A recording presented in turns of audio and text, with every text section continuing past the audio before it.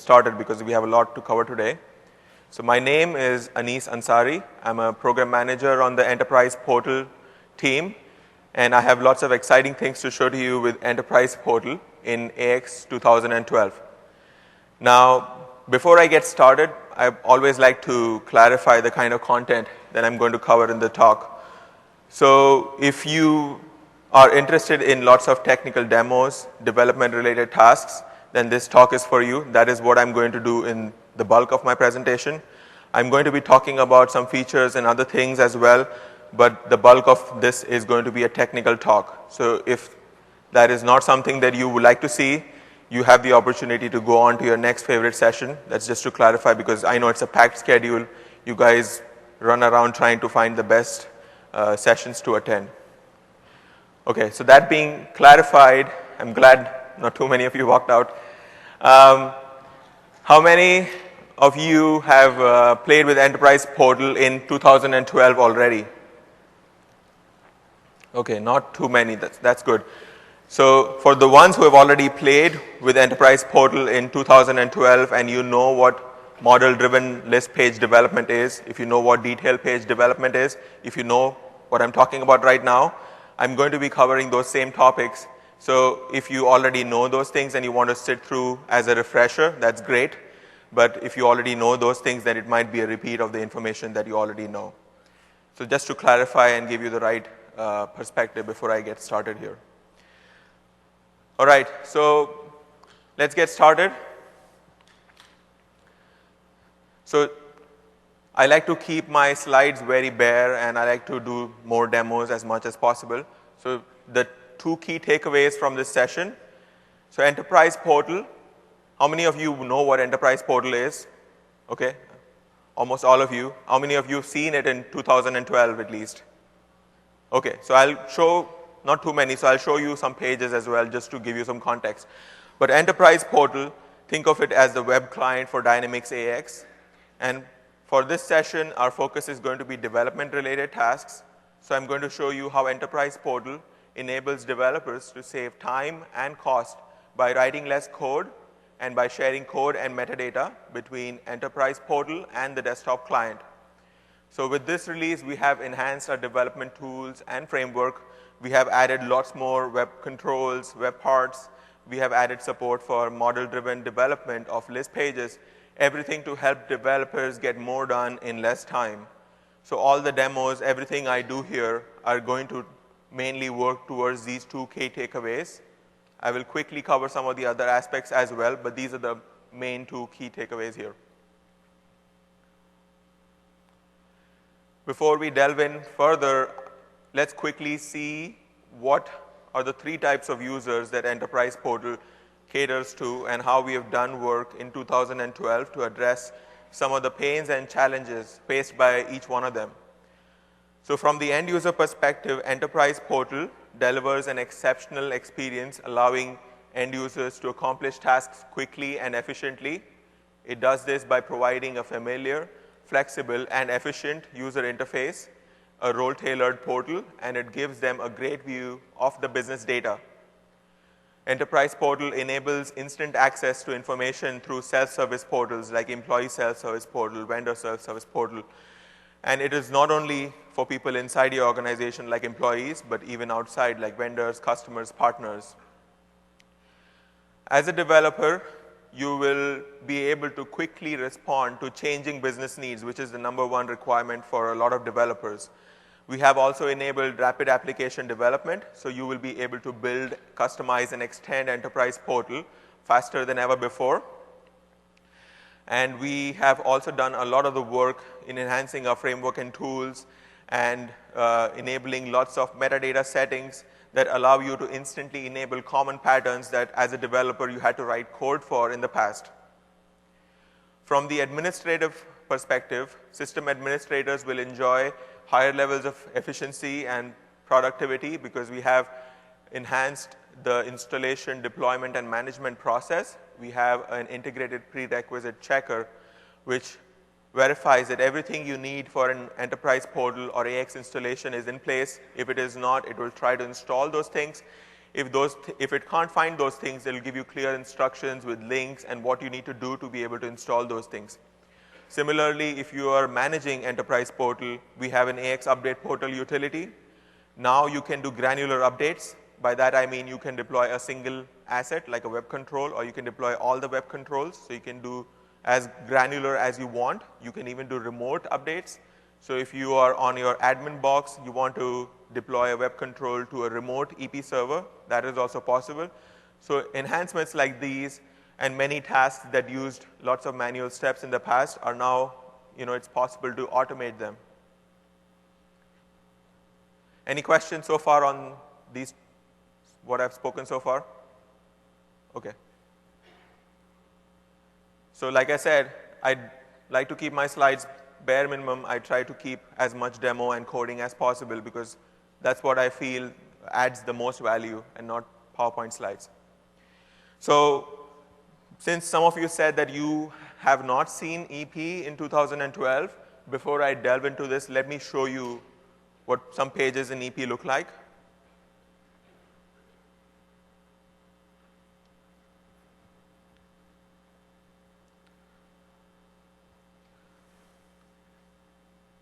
So this is an example of a page in Enterprise Portal. This is in the sales module. I'm seeing a list of customers.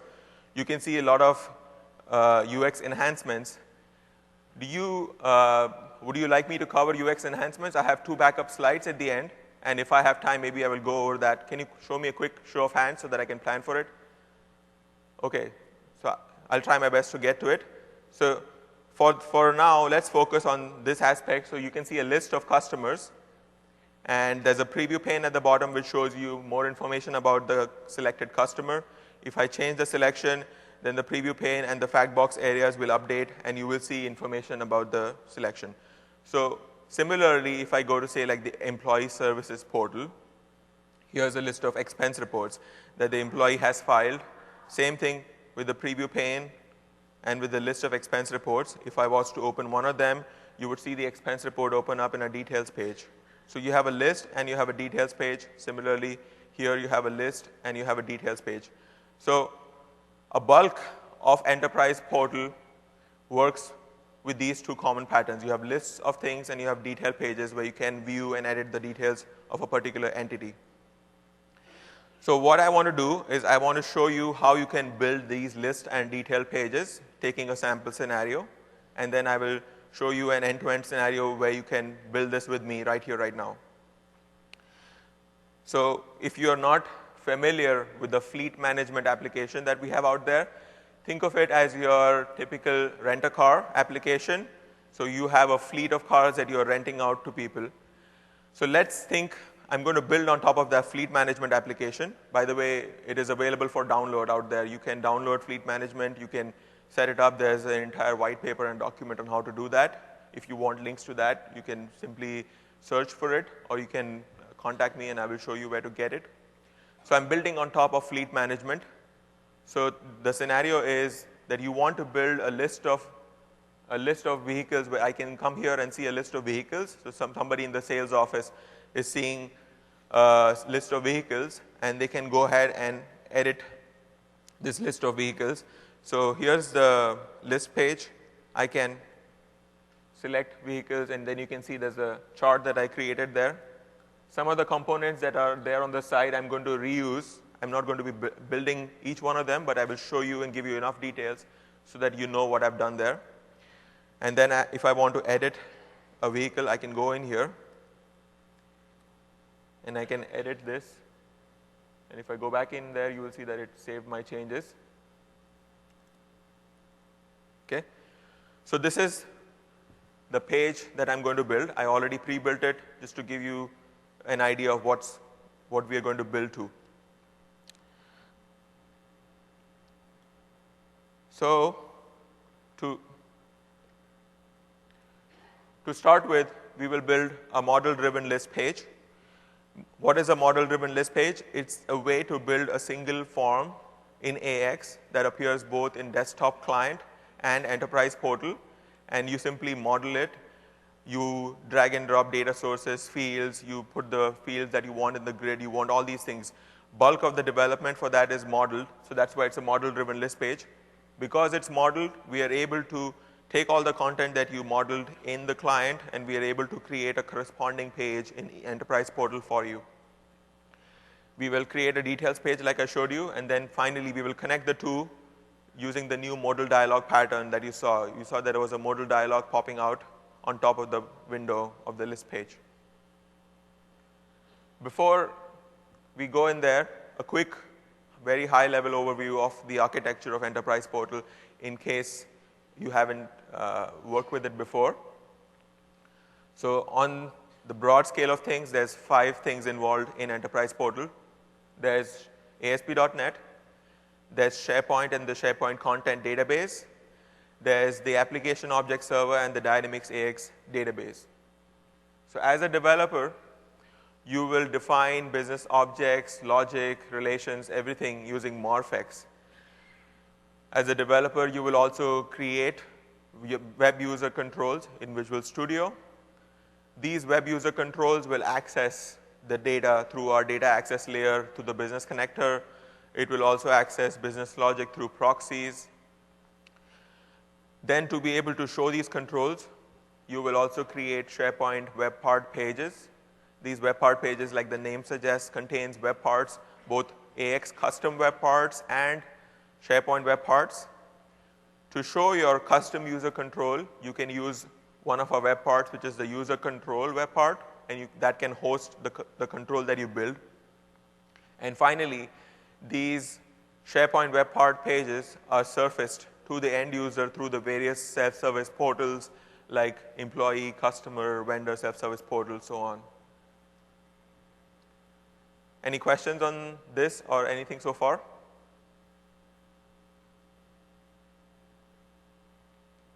Okay. So let's get started developing.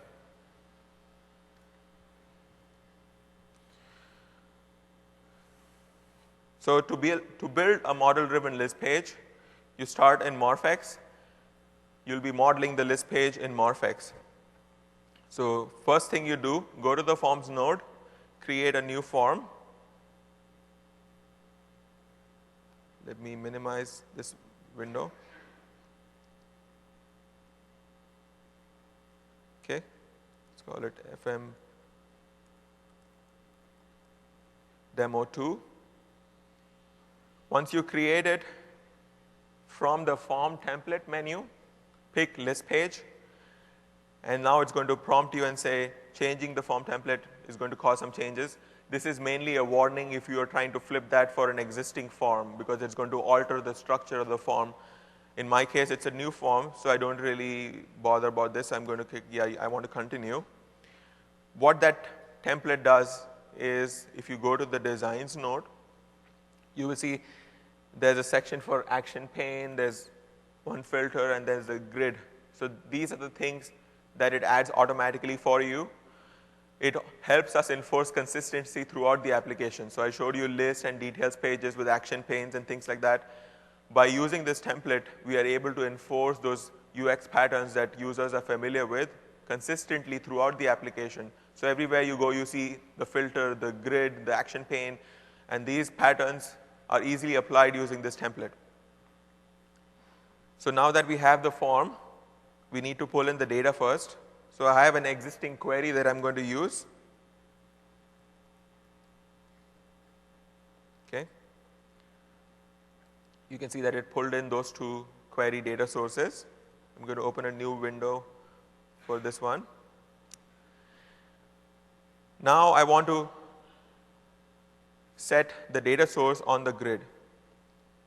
Actually, let me move these things out a bit so that I can expand the properties window.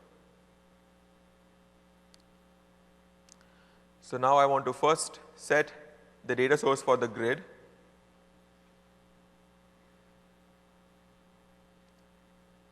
I'm going to pick the vehicle table. Once I have that done, I can add fields to the grid. And the reason I opened this data source in a new window is to be able to quickly drag and drop these. So for example, I want the description. So I'm just going to drag and drop this on the grid. I want the display type. So I'm going to drag and drop that as well. Status.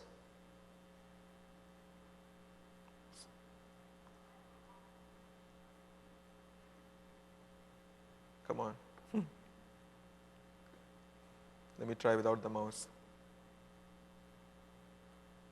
Actually, it's in edit mode, that's why it's not doing. Okay. Status, and let's grab a field from one of the other tables, rate per day. So you can see that I have those 4 fields in here. By the way, just a quick tip, not many of you might know. So the ordering, in this case, if you want to alter the order in which this is displayed, you just keep the Alt key pressed, and then if you hit the arrow keys, you can move those fields up and down if you want to change the ordering. So I just changed the display relation up and down, and you saw that. So hold the Alt key and use the arrow keys. So now that I've done that, I can quickly open this up in the client, and you can see that it's already pulling data. So the grid is already there, and all the data from the table is already getting populated in here. Next, let's build the action pane which you saw at the top. So for that, you already see an action pane here added by the template. To keep things quick, I'm going to drag and drop an existing tab that I have, but I'll go through it and show you what it is. So if I switch back to the page, you'll see there's an action pane at the top, right? There is a vehicle tab in there. There's a page tab, there's a vehicle tab. So the browse and page tab comes from SharePoint. Vehicle tab is what we've added. And then within the tab, you can see there's button groups like new, maintain, list, attachments, and each of these contain various buttons. And these buttons are nothing but menu items to open a new page or to perform a certain action. For example, this one will open another window, but delete will simply delete the record. So if I go back here, you can see there's an action pane. If you want to create a new tab, it's as simple as you just saying, okay, I want a new action pane tab. So here I have my home tab. You can see the caption is set to label, which is vehicle. That's where it's getting its title from for the tab. Within a tab, you can create button groups. So here I have the new, maintain, list, and attachments group. Those 4 groups that I showed you. And within each button group, you can have different kinds of buttons like command buttons, menu buttons. Right now I'm using menu item buttons. So one thing I'd like to show you here is, if you see here, there's one single new button here. But if I go here, there's 2 of these. There's an EP new button and there's a new button. So like I said, this is model-driven development. It's shared between the desktop and the client. But we want to make sure that you have the flexibility to put some things on EP or on client or both. So for that, we have a display target property in here. And if you have things on the page that you want to appear not in both places but either or, you can use that metadata setting. It's not only on menu items, it's on different things as well. So here you can see that I have set it to EP. If it was auto, it would automatically figure out whether it applies to form and EP, and if it applies both places, it will put it in both places. If it applies only to EP, then it will show only on EP. In this case, I'm explicitly saying show only on EP. So that's why this new button shows up on EP, whereas the other one shows up only on client. So that's just a quick demo to show you some of the metadata settings that enable instant patterns. Earlier, you had to write code for a lot of this, but now you can quickly do it just by settings. So now that we have added the action pane, if I open it up in the client, you'll see that the action pane appears. The grid is as before. Next, let's add the preview pane at the bottom. So here you see there's a preview pane at the bottom. You can see there's 2 groups. There's one which is the title group. It's formatted a bit differently. There are no labels in there. And the second group of fields is formatted differently. They have labels. They are aligned. So to show a preview pane at the bottom, you have to first build an info part. So I'm going to open a new AOT window. go to the parts node. There's info parts and then there's form parts. I'm going to go to the info parts node, create a new info part.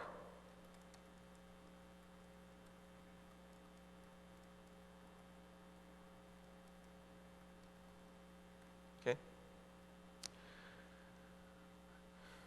To use the same query that I used for the list page. Now that I have the info part, I have specified where it's going to get the data from. I can define the layout of the info part. So in this case, I will create a new group. Like I said, let's call this the title group. And in this case, I don't want the spacing. I don't want the labels showing. The data source is FM vehicle.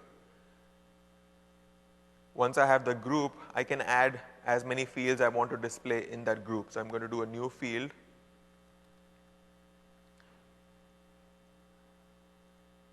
So in this case, I could pick one or more fields that I want to display. I could add it that way. But instead, what I want to show you is you can also define methods on a table which sort of massage the data and return whatever you want. So in this case, I have a method called title fields. And if I go back to the page, you can see all it's doing is taking the ID and taking the description and concatenating them, putting a semicolon in between. It's putting a string. It's returning a string. So title fields is the method. It's going to return a string, and that is going to be displayed in this group. And in this case, in the style, I want it to appear in the green, bigger font. So I'm going to set it as title field.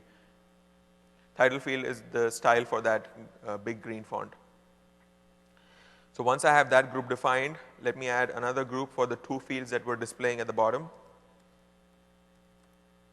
I'm going to call it details group.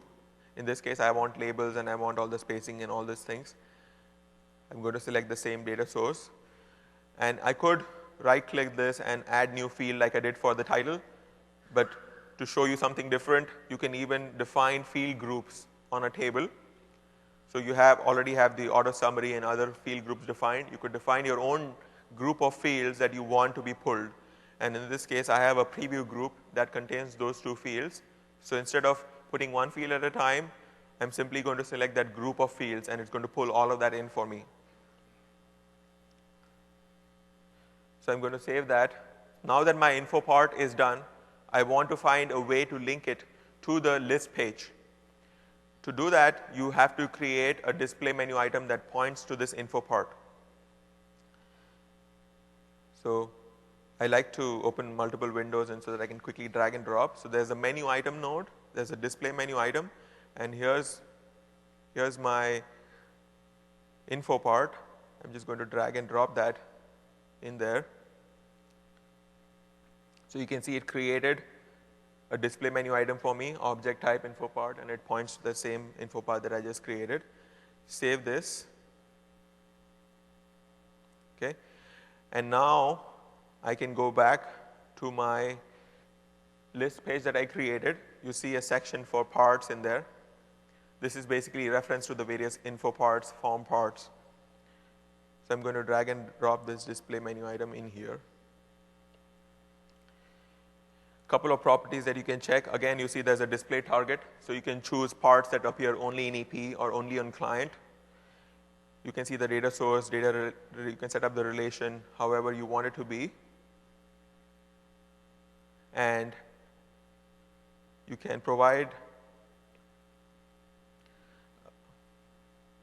a caption for this as well.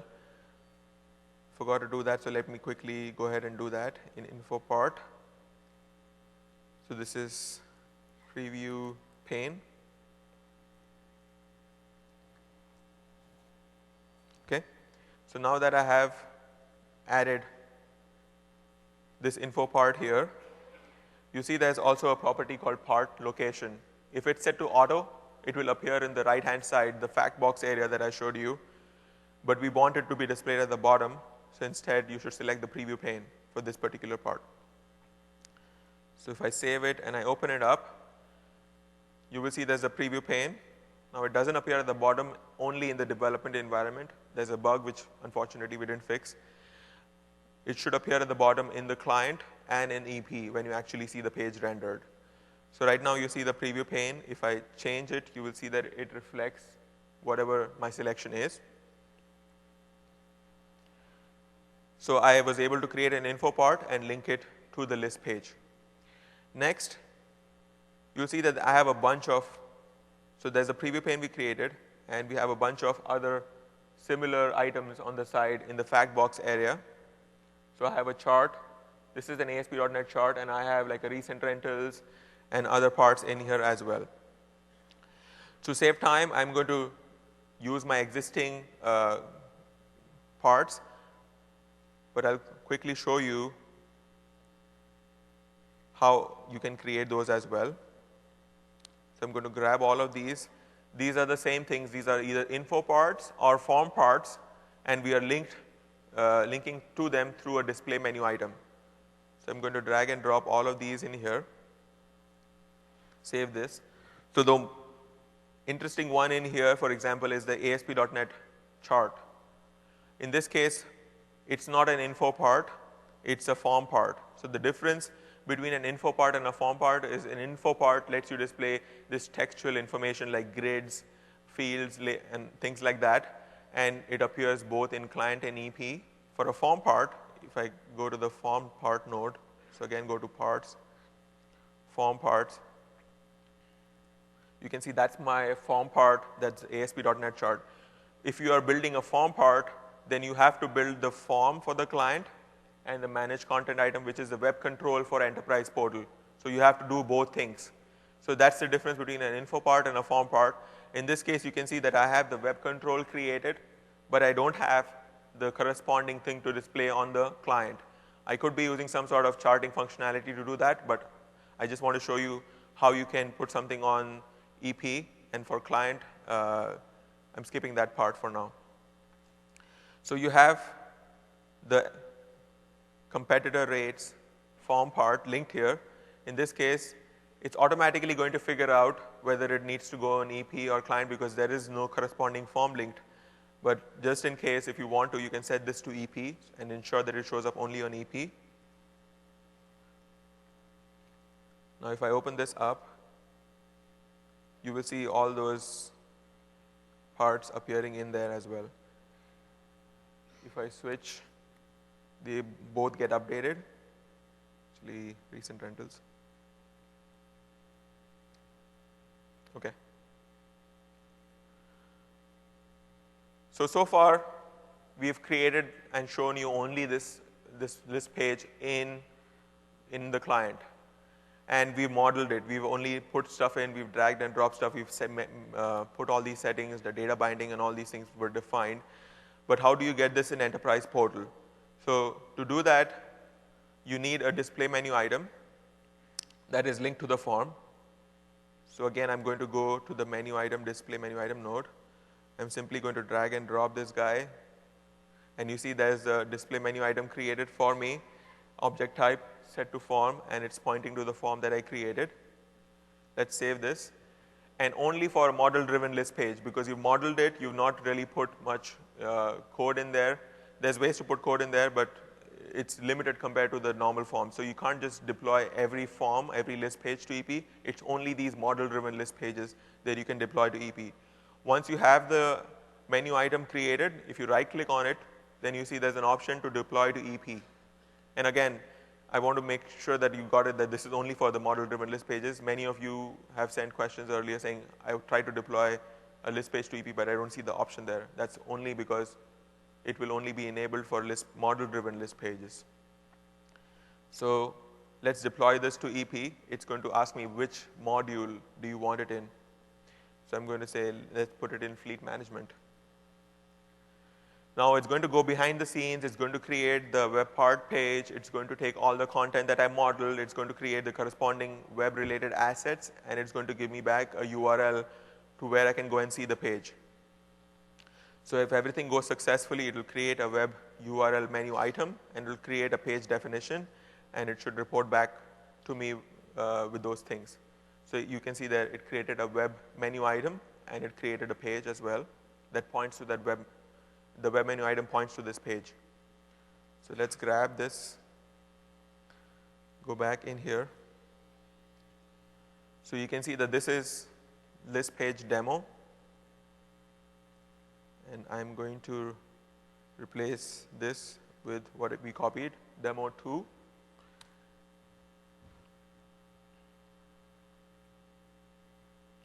So you see the same page appears in Enterprise Portal. You'll see the difference is that there are no links right now because we haven't added those things yet. But you see that everything that you saw on the client is now in EP as well. You even see the charts appearing only in EP. You see the model, the image, the rentals, everything, the preview pane updates. So everything that happened in the client now happens in EP as well. And it's important to note that these are connected. So if you make any changes to the client form, they will automatically be reflected here. It's not like this is a one-time deal and you're done with it. It keeps it in sync in both places. We do cache the data sometimes, so it might take a while for it to reflect in EP. If you want to force it in development, I'll show you a way to do that in the third part of the demo, how you can do that. So we cache the metadata, the model information. If you want to force a refresh, if you made a change, want to see it, there's a way to do that. But keep in mind that this is in sync. So you don't have to do it again and again. You deploy it once. If you make changes on the client, they'll automatically show up in this page. Okay.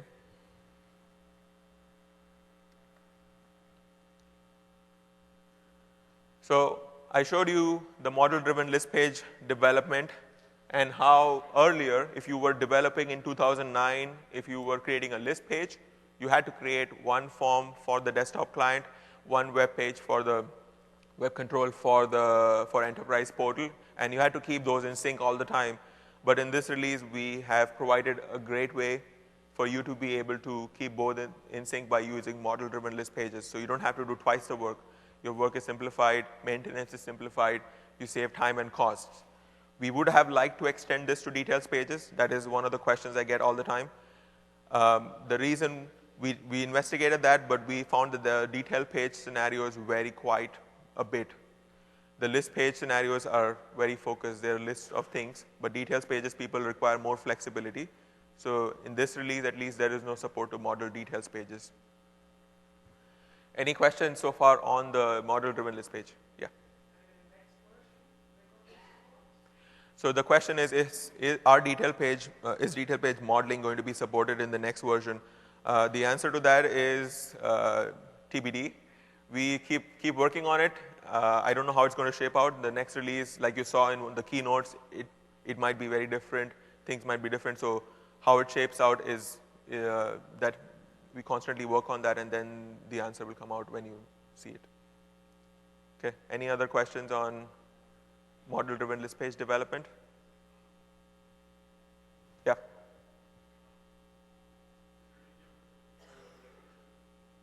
Can you repeat the mic, or you repeat the question on the mic? Are there many development changes between 2012 and R2? Between 2009 and 2012? No, between the regular AX 2012 and R2 that's coming out in the fall. Oh, no, there are not too many changes between those two releases. Okay. Any other questions? Yeah.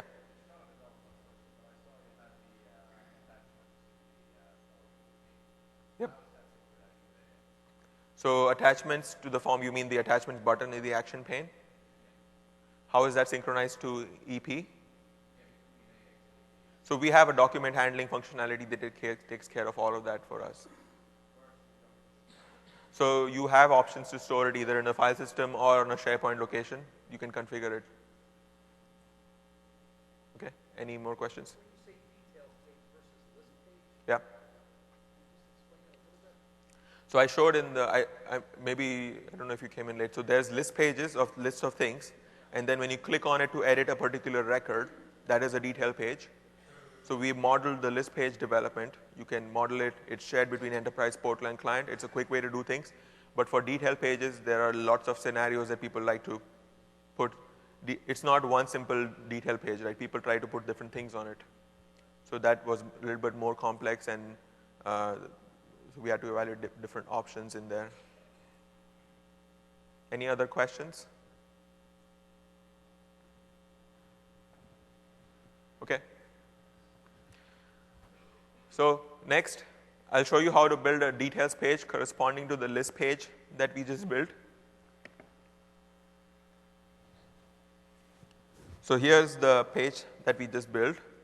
And if I go back to the original one, you will see that there's a link to the detail page. And this is the page that we will be building right now. So to build a detail page, you have to use Visual Studio. And some things I'd like to show you in Visual Studio is the Application Explorer. I'm sure you've probably seen this already, but now you have the AOT directly in Visual Studio. Although it doesn't give you full functionality yet, like you can't really edit things in here, but it does give you the flexibility to add things to the project, like I'll show you. For example, if you go to the web files, web controls node, this is where all the web controls are stored. You can right-click on this and add to project. Right now it's grayed out, but when I create a project, you will see that that will be enabled. So you'll be able to pick controls and put them in your project, and you can continue working with them. So that's the Application Explorer. To speed up things, to help you get started with web control development, you can create a new project. You can see we have a template for EP called EP Web Application. You can pick that template. It's going to provide you, with a framework to start EP development. It's also going to give you a default ASPX page where you can put web controls and test them out and different things like that. So let's wait for it to set everything up. And okay.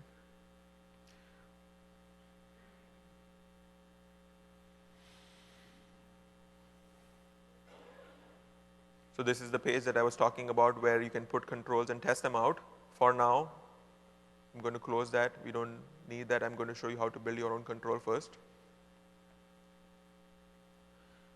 So now that I have my web application created, if I go back to the Application Explorer, you will see that if I right-click on this now, the Add to Project is enabled. So I could, if I have a bunch of web controls that I want to work on in a web application, then I can do Add to Project and it'll add it in here. Not only that, you can even add these projects to the AOT. So you can save this project to the AOT. You can share it with other developers. So if you add a bunch of controls and save it to AOT, anybody who's connecting to that AOT can then pull in that project and start working on it. So we have that now. Let's add a new web control. So I'm adding a new item. You can see there's a section for Dynamics AX in there as well. And you can see that we have 3 templates for controls. The EP user control is a blank template, and this one has a form, and this one has a form in a grid. So let me start with this control with a form, and I'll show you what are the pieces that it adds.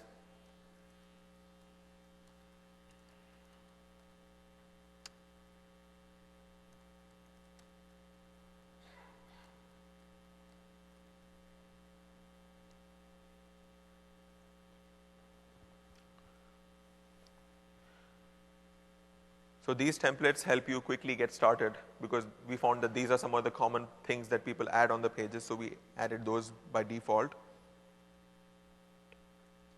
So you see it pre-populated a bunch of things for me. Let me show this control to you in the design view. It makes more sense there.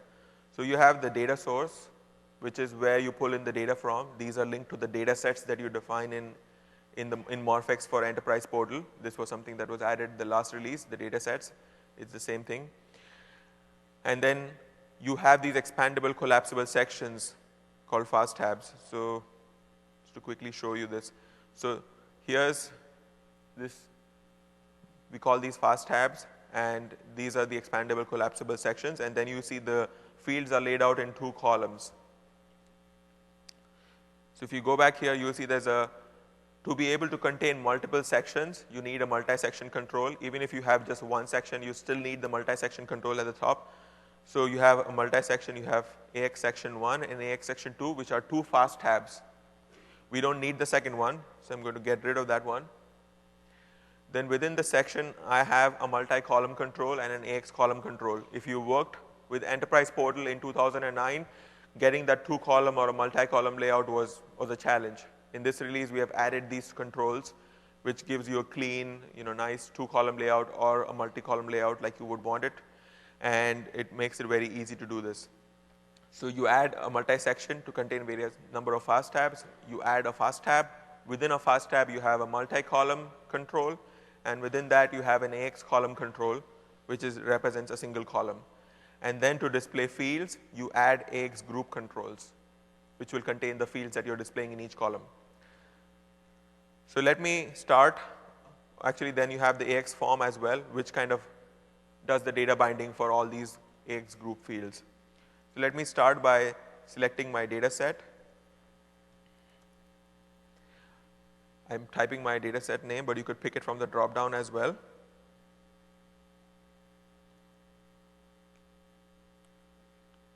Okay. Did I lose connectivity? Okay.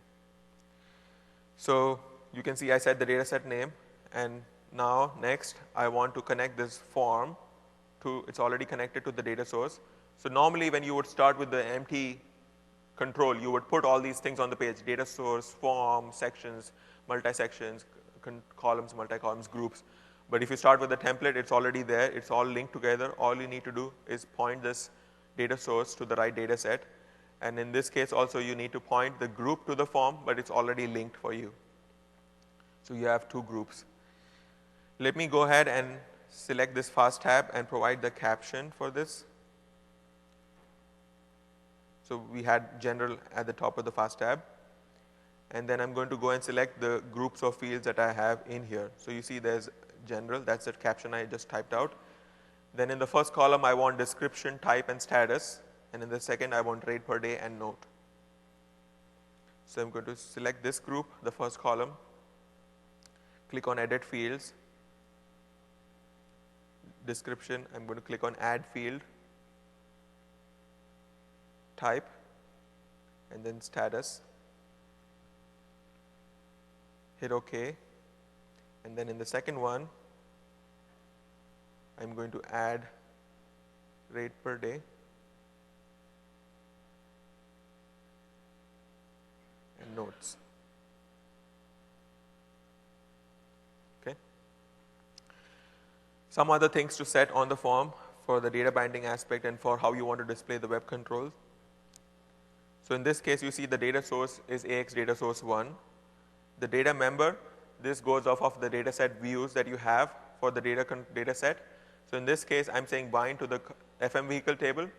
Automatically, we create a view called FM vehicle or whatever table name underscore current, which gives you the current vehicle based on the record context that was passed to it. So you pass a context saying this is the vehicle that I want to display in the edit page, and that's how it's going to pick it up. So I select that. The data key names are unique IDs used to identify. So in this case, I'm just using the rec ID. You could click on the ellipses and pick the field that you want to. I'm going to go default is the read-only mode, but in this case, I want to directly go to edit mode. So I'm going to change that to edit. And I want it to automatically generate those edit and save and close buttons. So I'm going to select this auto generate edit button to true. So once I've set these properties, I should be good to go. I should be able to see this control there.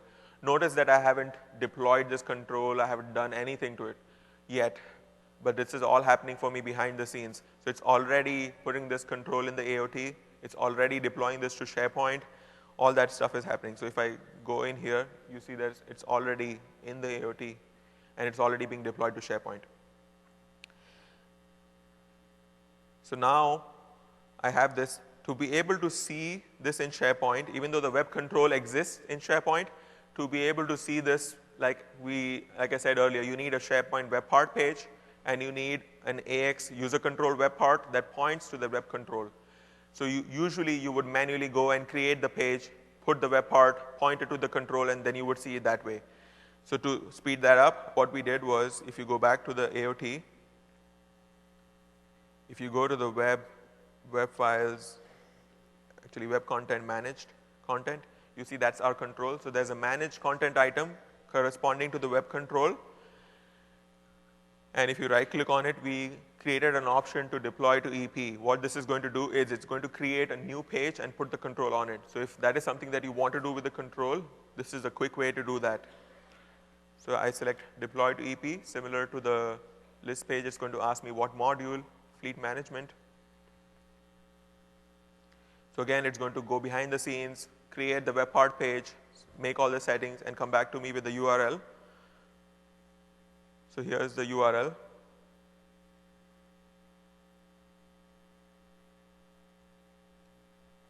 Let me open this up in a new.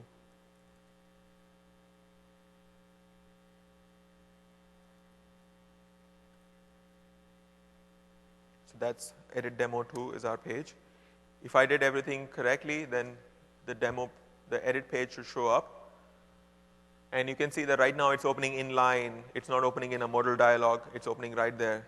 So the next thing we would want to do is to make sure that it opens up in a modal window. But at least we are able to now see that the detail page was created.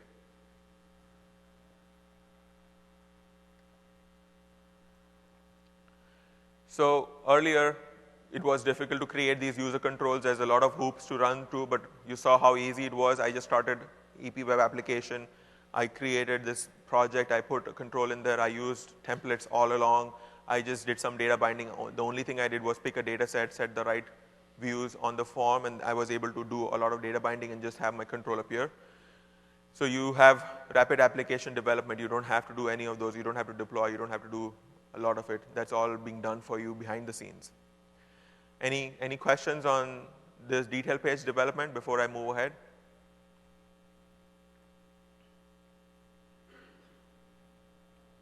Okay. Either I'm doing a good job or you are all sleeping. Okay. Okay. So let's switch back. Actually, let's go on to the next one, and which is connecting the list and the detail page. So we created a list page, we created a detail page. Now we want to link it together, and we want it to appear in that modal window. That is what we are going to do right now.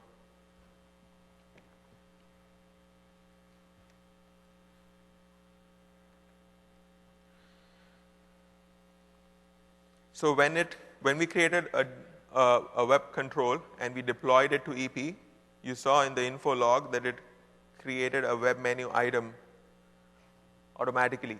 So it created a page, and to link to the page, you need a web menu item from EP. So you have the web menu item that contains the URL, and this is the web menu item, FM vehicle edit demo. So let's go find that web menu item. It's a URL.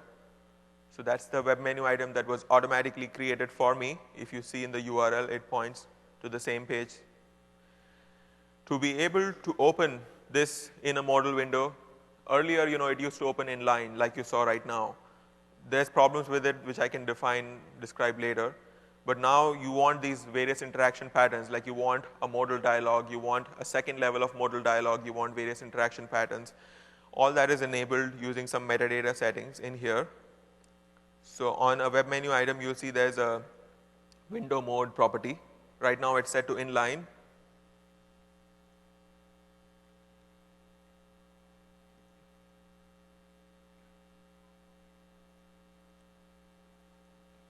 But there's options to do it modal, or new window.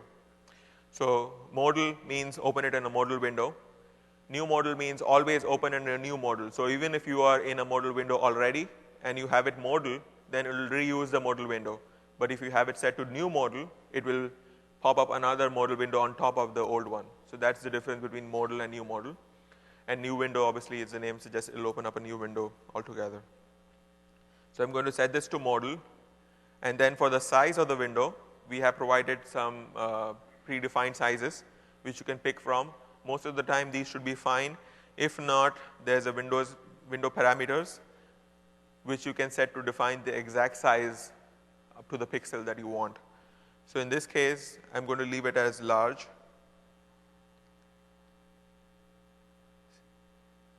Save this guy.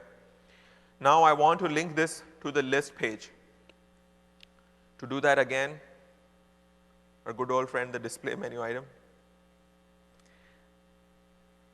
You need to create a display menu item linked to this web URL menu item.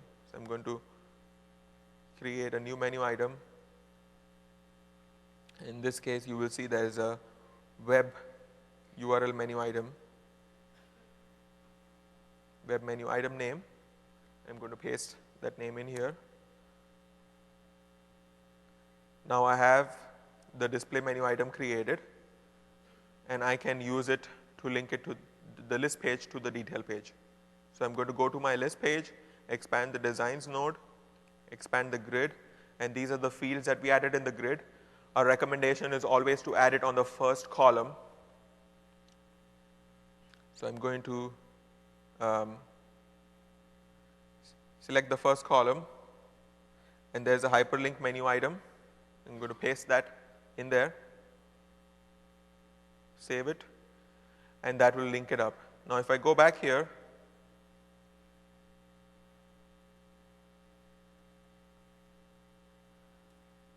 change it, you will not see the change yet. That's because of the caching that I described, that we cached the data. So because this is model driven, we cache all the modeled information. So you will not see the links in here. To be able to see this quickly, eventually it will show up. But if you want to see it right now, then you got to refresh the AOD, which is the cache. The side effect of this is going to blow away everything that is cached. So next time when I load the page, it's going to take a while.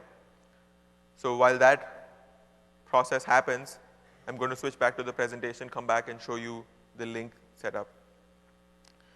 So let's wait for this to refresh the cache, and then I'm going to refresh the page and switch back to the presentation. Meanwhile, any questions on this so far?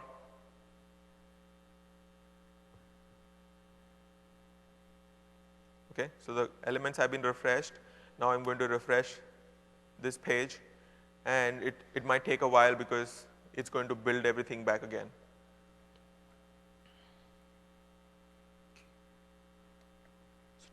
To save on time, let's quickly recap these.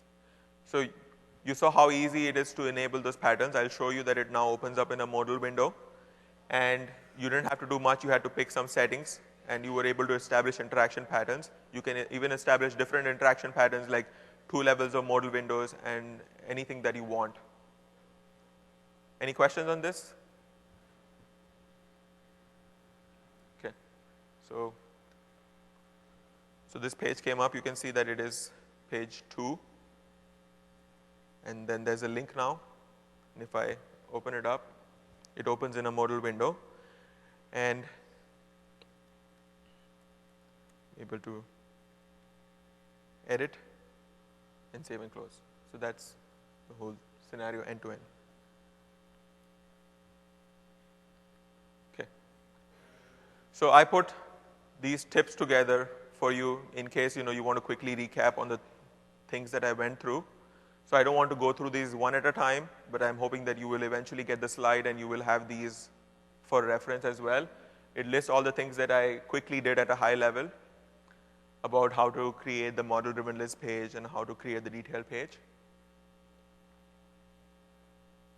Okay.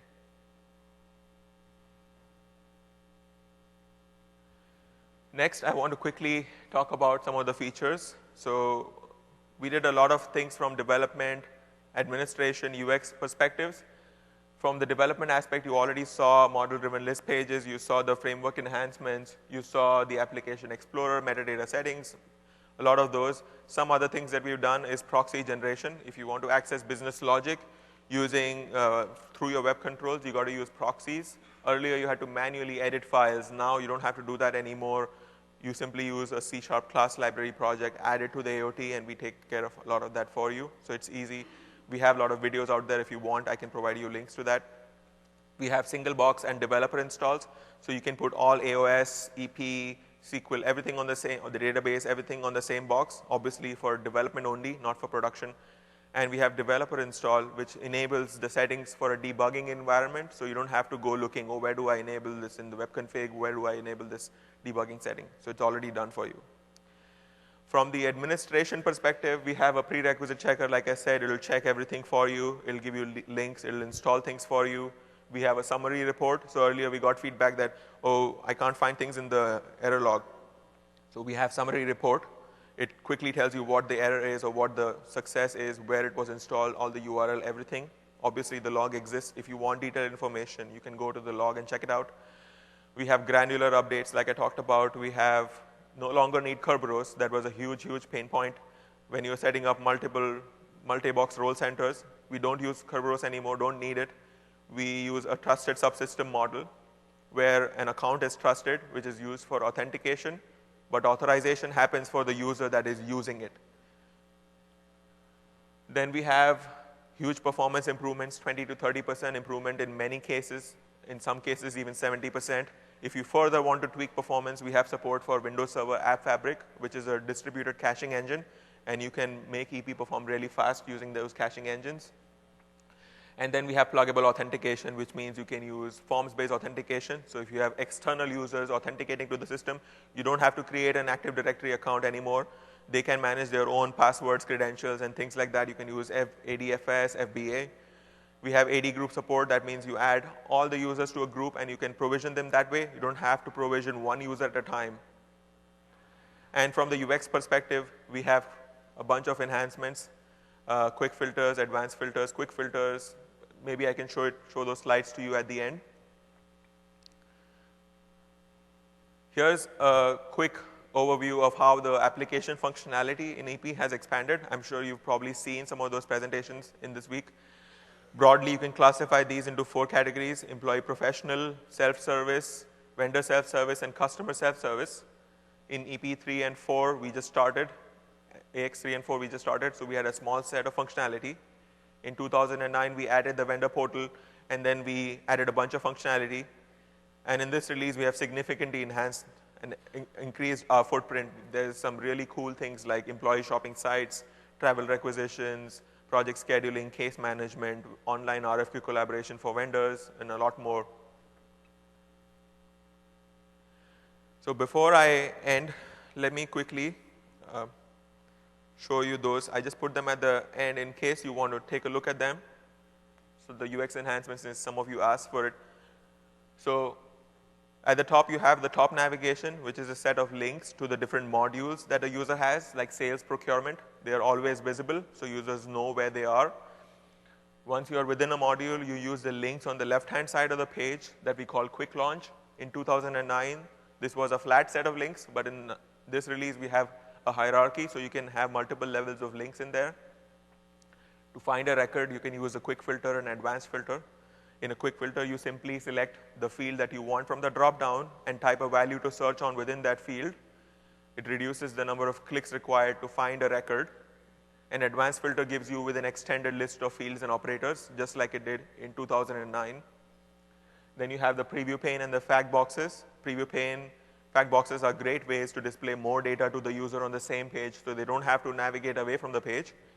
And both these are automatically updated when the selected record changes. Preview pane, we recommend you use it to display extended information. So if there's a customer, you show more information about the customer. Fact boxes for related information, so orders for the customer and things like that. That's just a guideline. And then once you found a record, you can take action by using the action pane, which uses the familiar Office ribbon layout to categorize buttons into tabs and button groups, makes it discoverable. You have links directly in the list like we saw to click and open the details page, so you can take quick action. We even have check boxes so you can select multiple records for things like delete. Then for the detail page, the first thing to see here is this is now opening in a modal window, like you saw. We were able to do that. In 2009, it opened in line. So say you were on a list page, you applied a filter condition, you were on page 6. As soon as you opened a record and you tried to go back to the list page, everything would be lost. Your context would be lost, and you would have to start from scratch again.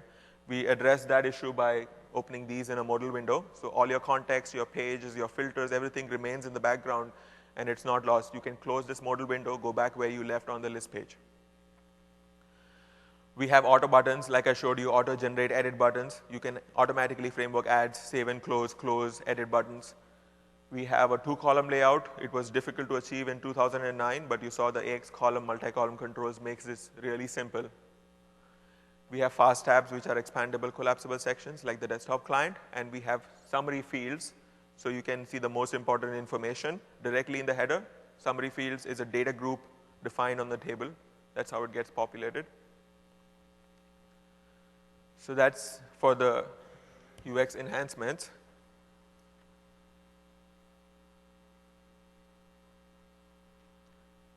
So quickly recapping, you saw a lot of the things that we covered built towards these 2 key takeaways. We saw an end-to-end development scenario. I even showed you in the end the list page development. We talked about features, application functionality, so on and so forth. So mainly the key takeaway from this is like you saw how easily and how quickly I was able to build this end-to-end scenario right in front of you using all the enhancements that we made in the framework. And you can enjoy development and cost time savings. And that brings me to the end of the presentation. If you have any questions remaining, then I'm here. I can answer them.